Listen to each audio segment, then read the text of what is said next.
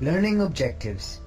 On completion of this unit, you will be able to understand the concept breakdown mechanism in semiconductors, explain working of Zener diode, understand the concept of avalanche breakdown, describe various applications of Zener diode, understand the energy band diagrams for Zener diode, and solve Zener problems.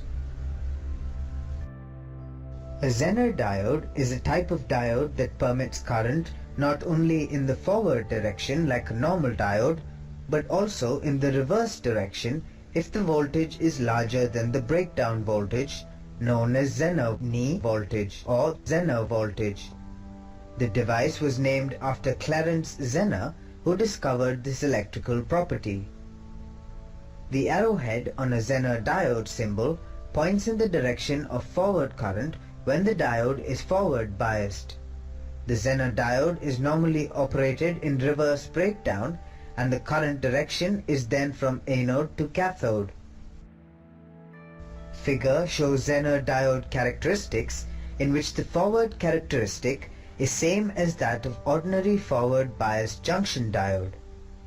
In the reverse direction, however, there is a small leakage current between 0 volts and the Zener voltage, that is, just a tiny amount of current is able to flow. Then, when the voltage reaches the breakdown voltage or VZ, suddenly current can flow freely through it. Notice that as the reverse voltage is increased, the leakage of current remains essentially constant until the breakdown voltage is reached, where the current increases dramatically. This breakdown voltage is the Zener voltage for Zener diodes. This ability gives greatest application as a voltage regulator to the Zener diode. The Zener voltage or VZ must be specified.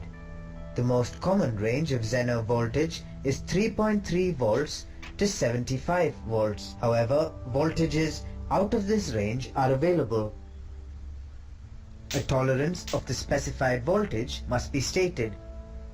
While the most popular tolerances are 5% and 10%, more precision tolerances as low as 0.05% are available.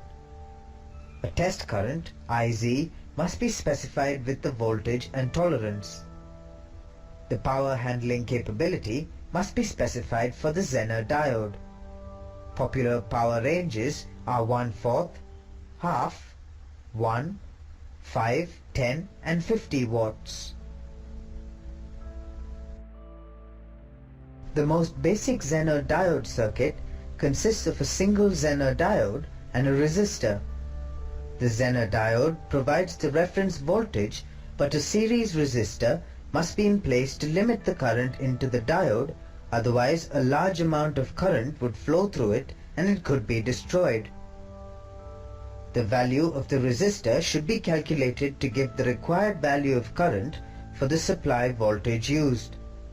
Typically, most low-power leaded Zener diodes have a maximum power dissipation of 400 megawatts.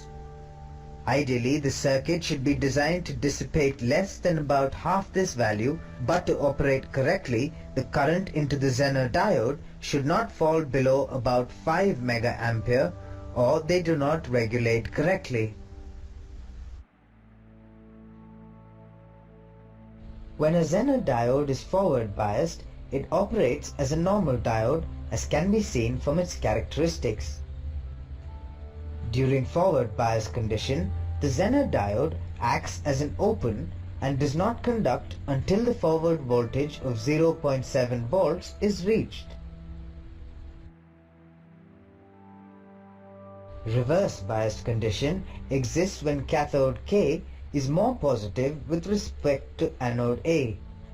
The Zener operates in reverse biased condition only during its normal mode of operation. Each Zener diode has breakdown rating which specifies the max voltage that can be dropped across it. It also refers to its ability of maintaining constant voltage. This concept is akin to an avalanche where a small disturbance causes a whole mountain side of snow to come crashing down. Avalanche breakdown is caused by impact ionization of electron-hole pairs. While very little current flows under reverse bias conditions, some current does flow. The electric field in the depletion region of a diode can be very high. Electrons or holes that enter the depletion region undergo a tremendous acceleration. As these accelerated carriers collide with the atoms, they can knock electrons from their bonds, creating additional electron-hole pairs and thus additional current. As these secondary carriers are swept into the depletion region, they too are accelerated and the process repeats itself. Avalanche breakdown occurs in lightly doped p-n junctions where the depletion regions is comparatively long. The doping density controls the breakdown voltage. The temperature coefficient of the avalanche mechanism is positive. As the temperature increases, the reverse breakdown voltage also goes up. The magnitude of the temperature's coefficient also increases with increasing breakdown voltage. Typical avalanche diodes look like this.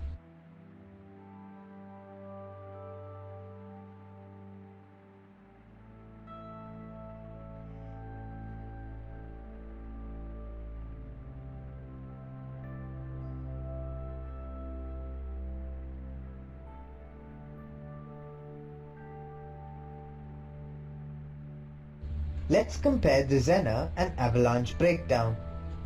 Zener breakdown. In Zener breakdown, the electrostatic attraction between the negative electrons and a large positive voltage is so great that it pulls the electrons out of their covalent bonds and away from their parent atoms. That is, electrons are transferred from the valence to the conduction band. In this situation, the current can still be limited by the limited number of free electrons produced by the applied voltage, so it is possible to cause Zener breakdown without damaging the semiconductor. Avalanche breakdown. Avalanche breakdown occurs when the applied voltage is so large that electrons that are pulled from their covalent bonds are accelerated to great velocities. These electrons collide with the silicon atoms and knock off more electrons. These electrons are then also accelerated and subsequently collide with other atoms. Each collision provides more electrons, which leads to more collisions, etc. The current in the semiconductor rapidly increases and the material can quickly be destroyed.